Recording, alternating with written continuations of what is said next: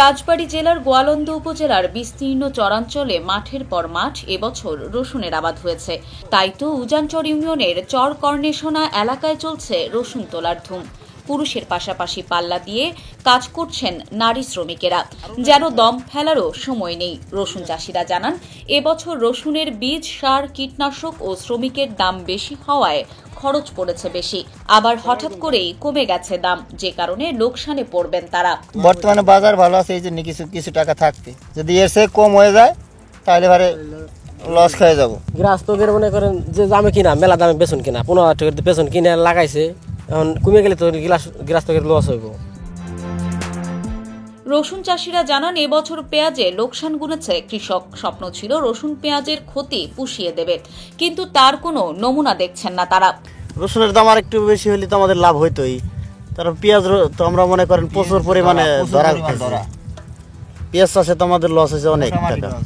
মোটামুটি মাশাআল্লাহ ভালো হয়েছে, দামটা ভালো আছে, তো এর নিকে আর কি একটু বেঁচে থাকতেছিস। তাছাড়া সারের ওষুধের যে দাম না পাইতাম তাহলে তো ধরা খাই যেতাম বিশাল। পিসে যেরকম ধরা খাইছি, পিস কিনা আসলো 7,000-8,000 টাকা মন, এই পিস বেচছিল 2,000-1,800 টাকা মন বেচছি। রসুন চাষে পরামর্শ বা প্রণোদনা দেওয়ার মতো কোনো কৃষি কর্মকর্তা খোঁজ রাখেন না বলে অভিযোগ করেছেন তারা। আবার একই কাজ করে নারী শ্রমিকেরা দৈনিক মজুরি পান 500, আর পুরুষ শ্রমিকেরা মজুরি পাচ্ছেন 800 টাকা। এটাকে বৈষম্য বলেই মনে করেন তারা। সার ওষুধের দাম বেশি সবচেয়ে, এত দামের বাইরে মানুষ কৃষক এখন ক্ষেত খোলা করে যদি দাম না হয় তাহলে তো লস, প্রচুর লস হইব। সার ওষুধের দাম কমালে তো আমার রসুনের দাম আমরা ভালো পাবো আর কি, সারের দাম কমানো লাগবে। তবে কৃষি কর্মকর্তা বলছেন, এবছর রাজবাড়ীতে 3,580 হেক্টর জমিতে রসুনের আবাদ হয়েছে, যা গত বছরের চেয়ে 370 হেক্টর বেশি। রসুন চাষী কৃষকদের বিভিন্ন প্রকার পরামর্শ প্রদান করা হচ্ছে।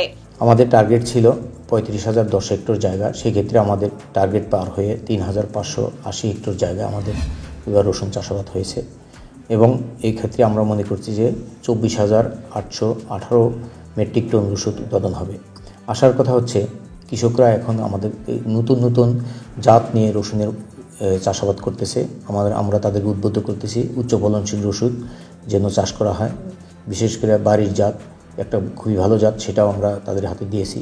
তাদেরকে চাষাবাদ সময় প্রশিক্ষণ দিচ্ছি, তারা রসুন চাষে এগিয়ে আসছে, এবং আমরা তাদেরকে বিনা চাষে রসুন করার জন্য পরামর্শ দিয়ে যাচ্ছি। অনেক ক্ষেত্রেই বিনা চাষে রসুন হচ্ছে, সেটারও ফলন অনেক ভালো হবে ইনশাল্লাহ। আর রসুনের তেমন কোনো সমস্যা হচ্ছে না, কৃষক যত্ন করতেছে, আমরা পরামর্শ দিয়ে যাচ্ছি মাঠ পর্যায়ে। কৃষকেরা জানান, 1 বিঘা জমিতে রসুন আবাদে খরচ হয় কমপক্ষে 1 লাখ টাকা। ফলন ভালো হলে প্রতি বিঘায় 25 থেকে 30 মণ রসুন ফলন হয়। বর্তমানে রাজবাড়ীর বাজারে আকার ভেদে রসুন বিক্রি হচ্ছে 3500 থেকে 4,000 টাকা মণ।